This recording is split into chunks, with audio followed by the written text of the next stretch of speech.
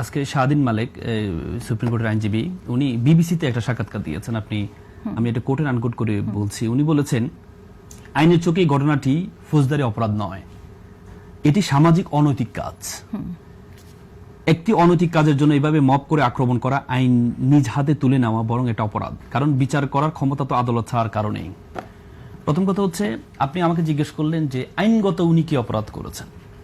Basically ওনাকে কি বিচার হবে ওনাকে কিন্তু দল থেকে বহিষ্কার করা হয়েছে। শাহদিন মালিক সাহেবের যে এটা বক্তব্যটা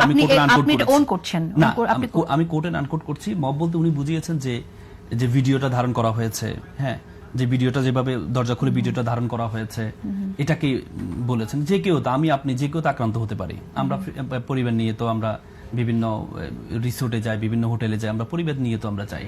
কখন হুট করে, আমরা তো কাবিননামা নিয়ে ঘুরি না, হুট করে কখন কি হয়, এটা সবার জন্য অ্যালার্মিং। এটা শুধু ওইটার জন্য না। আপনি দেখেছেন ওখানে যে ভিডিওটা করেছে, যদি উনি পরে দিলেন যে ওনার স্ত্রী, হ্যাঁ আমরা কাবিননামা দেখেছি, আমরা তো আসলে ডকুমেন্টের বাইরে চিন্তা করতে পারি না।